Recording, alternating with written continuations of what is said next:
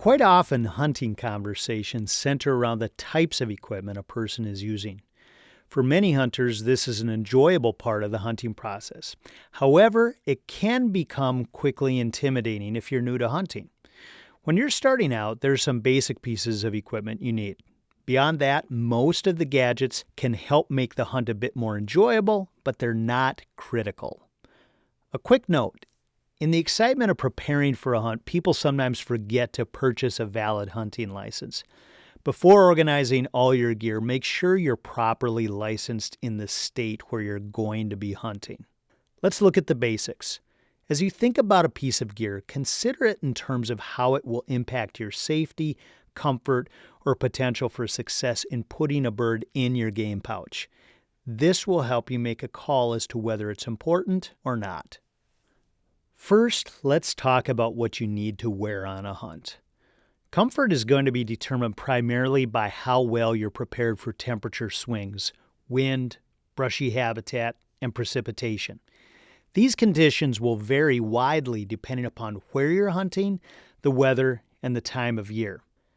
Most hunting seasons are in the fall, and depending upon your location, the temperatures can swing wildly from cool or cold in the morning to warm or even hot by the afternoon. For this reason, you'll want to dress in layers so you can add or remove them as conditions change throughout the day. Start by wearing a good base layer with material that's effective at wicking away perspiration. Some people prefer organic fibers like wool, and others choose synthetic blends. It's really your choice, but you'll generally want to avoid base layers made of cotton as they are relatively poor at wicking away perspiration. If you're hunting early season or in the south, you may not need a base layer if the temperatures are consistently warm. Just make sure you keep an eye on the weather forecast.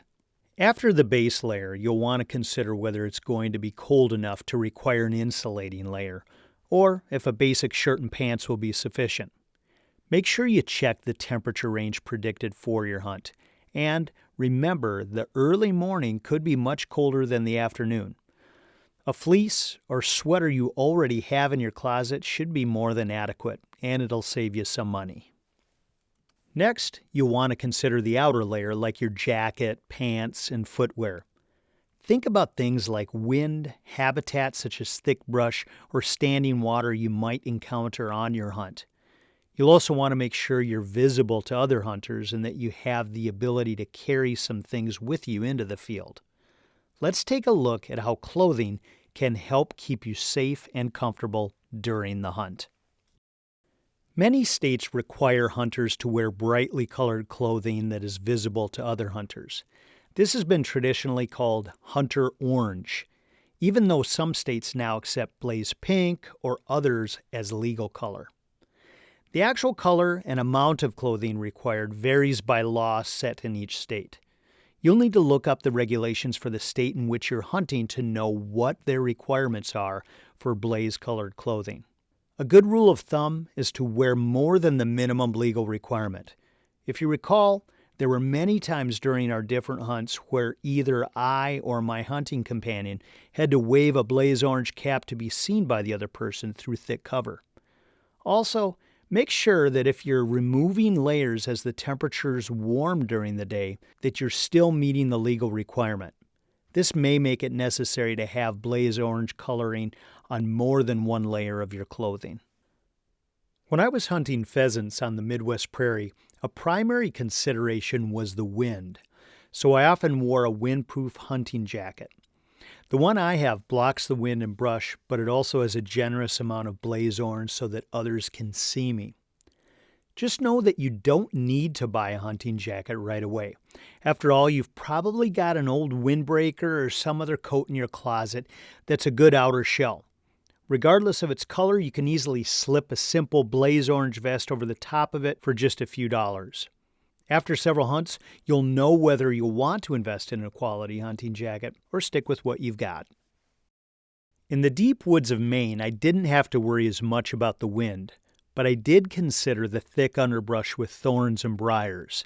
In this situation, reinforced hunting pants or thorn-proof chaps helped to make the hunt more enjoyable. But remember, many hunters wear jeans or work pants that they already own. Just make sure that whatever you wear, it allows you to move freely and that they'll be comfortable the entire day in the field.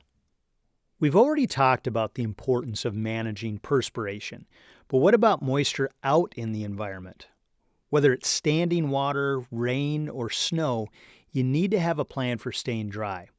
The benefits of water-resistant clothing is that it not only helps with rain and snow, but you may also find yourself walking through cattail sloughs or thick prairie grasses. In these situations, the brush may be wet with dew in the morning or filled with standing snow that can soak you to the bone. Many hunting jackets are water-resistant, and hunting chaps will not only protect you against thorns, but many will help keep you dry as you go through wet grass or brush. A hunting vest is one of the more functional pieces of an upland hunter's kit. It becomes the primary carry-all for shot shells, electronics, and more. And most of them also have a game pouch to carry your birds after they're shot. There is a wide variety of vest styles to choose from, so just shop around and see what's going to be best for you. When it comes to footwear, there are several options, from a pair of athletic shoes to lace-up boots or rubber wellies. Each type of shoe or boot has its advantages and drawbacks. Primary considerations are going to be comfort, support, moisture management, and traction. If you've got a pair of athletic shoes or general use hiking boots that are comfortable and supportive, they might be just the ticket for you in dry conditions when you're walking trails on a hunt.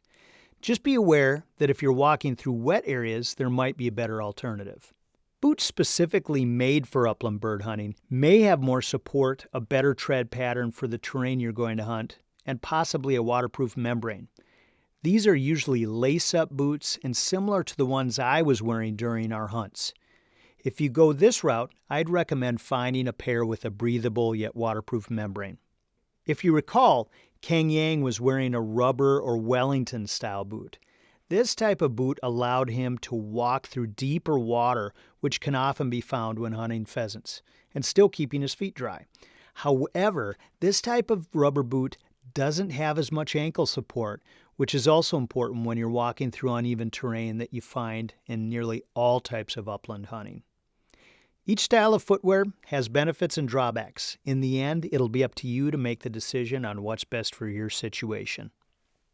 Gloves can both help keep your hands warm on a chilly morning and protect them as you push through thorns and briars. Some hunters prefer to hit the field without gloves at all, but if you do use them, make sure they don't interfere with the handling of your shotgun. Some gloves are too stiff or bulky and they're not good for hunting.